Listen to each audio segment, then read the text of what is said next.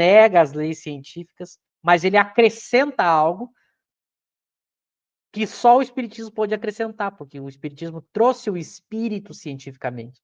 Então, todas as consequências filosóficas disso eu posso fazer. Por que antes antes eu não podia fazer consequência filosófica colocando o espírito, porque o espírito não está aprovado. Então, se eu tentasse botar consequência filosófica que decorre da existência do espírito, eu teria que antes provar o espírito, ou então eu estava fazendo filosofia metafísica, não casava as coisas. E aí, por isso que ele diz que o espiritismo é a grande aliança da ciência com a religião, e as pessoas têm dificuldade para entender o que é isso, né? As pessoas têm dificuldade para entender algo. Os religiosos acham, olha que interessante isso, os religiosos acham que quando Kardec diz isso é porque ele está dizendo que o espiritismo é uma religião. Não é isso. E o pessoal da academia, que não entendeu direito Kardec, acha que quando Kardec diz isso é porque agora eu vou juntar o método acadêmico para estudar as coisas do espírito. Que também não é isso. Então, na verdade, eu tenho uma ciência própria, que é o espiritismo, que agora ela abre a possibilidade das duas coisas se encaixarem. Mas se encaixar não é uma entrar no terreno da outra. Essa é o X da questão. Não é que agora o espiritismo vai explicar a astronomia, a cosmologia, a geologia, a biologia. Não é isso. É que agora o espiritismo propõe consequências filosóficas através da sua ciência que não entram em contradição com essa ciência. Então, isso que a gente está dizendo aqui parece algo natural, né? Mas o movimento espírita, na sua grande maioria, como eu falei, ou ela acha que vai fazer religião, vai botar a religião na ciência, ou acha que vai botar a ciência na religião. Mas não é como eu falei aqui, não é, tem que saber não confundir o que ele está querendo dizer, né? Isso é bem importante. Como Kardec fala no Evangelho, né? O Espiritismo não é inimigo da religião, ele, na verdade, é auxiliar, porque ele une, né? Ele pode ser um elemento de união entre a religião e a ciência, porque a ciência conhece o elo entre a matéria e o espírito, né? Então, lá na Gênese, quando ele vai estudar a comparação da Bíblia com a ciência, ele não vai negar nenhuma nem outra, né? Ele vai conciliar, na verdade, né? Ele vai falar, são metáforas, enfim. Então, na verdade, o espiritismo não se coloca como inimigo da religião e nem como uma religião, mas como auxiliar da religião por ser uma ciência que faz essa conciliação, né? Por conhecer essas leis que regem as relações do espírito com a matéria, né? Ter esse entendimento desse elo. Sobre o estudo da Gênese, no futuro a gente pretende fazer, mas a gente ainda não tem, né? Eu não sei se no Kardec Play o Cosme já começou a estudar a Gênese. Não, né? Tem não, tem não. Eu já ouvi o Cosme falar que vai fazer, porque ele quer deixar todas, né, gravadas.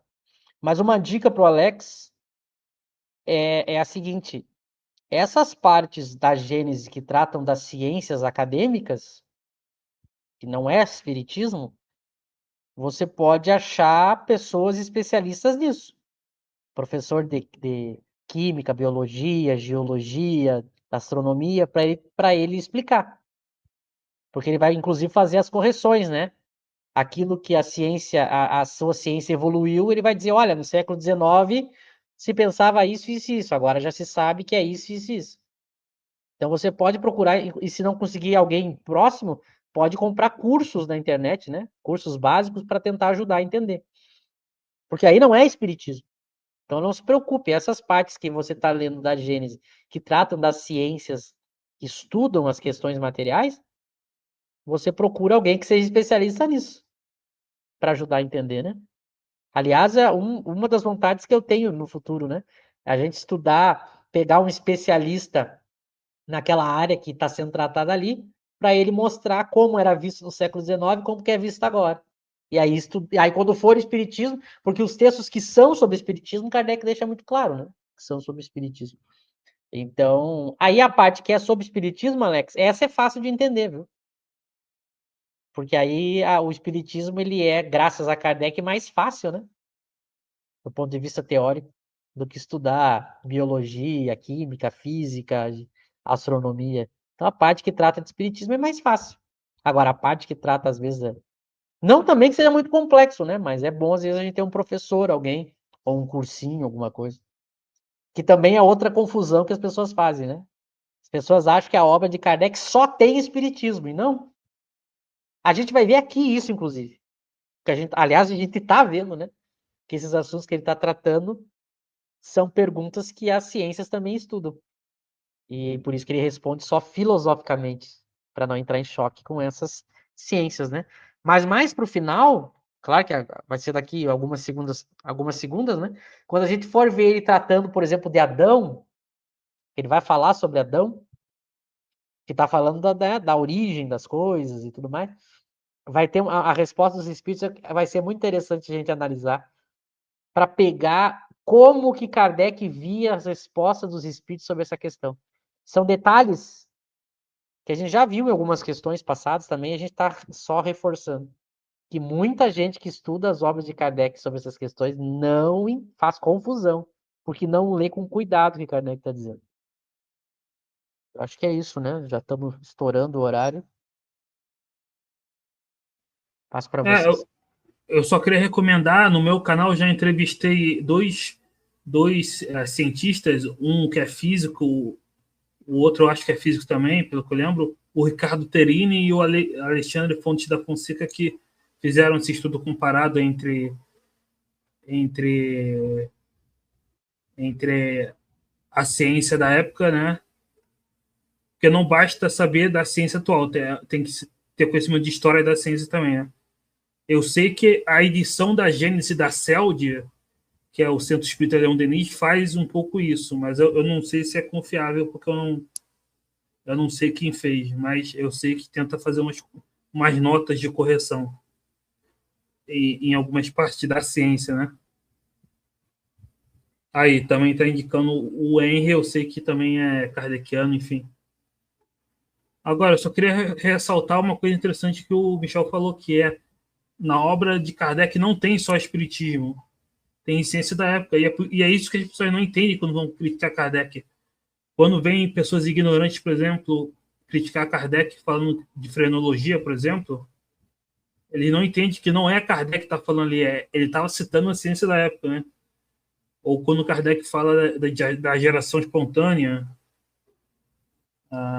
que alguns até acreditavam que as moscas surgiam do nada, né? Que, por exemplo, você deixava carne podre ali e surgia mosca do nada, larva do nada, né? Quer dizer, surgia as larvas do nada. Aí teve um experimento que provou que tampando não surgia, porque eram as moscas que iam lá e pousavam, né? Então não tem... Ou seja, mas Kardec não estava entrando nisso. Kardec estava citando a ciência da época e deixando, né? Inclusive na Revista Espírita, quando Kardec vai citar a geração espontânea, ele diz, isso não é resolvido pela ciência. Então, muita gente mal intencionada usa essa questão de Kardec tratar da ciência da época, como a frenologia, para criticar Kardec, não entendendo que não é Kardec que está falando ali. Ele está citando a ciência da época e colocando o que o espiritismo poderia contribuir nisso, nos pontos de contato. E isso é algo importante de se entender, porque muitos críticos, detratores do espiritismo estão usando isso hoje em dia, né?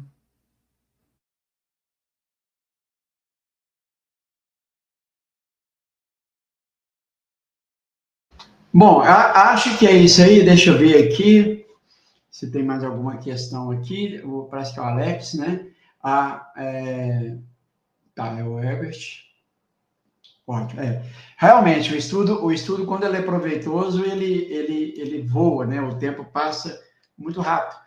E pessoal, nós temos os estudos das questões anteriores, que estão na playlist, vocês podem buscar lá. O estudo do Livro dos Espíritos, por exemplo, que vai encontrar desde o primeiro estudo, que é a introdução ao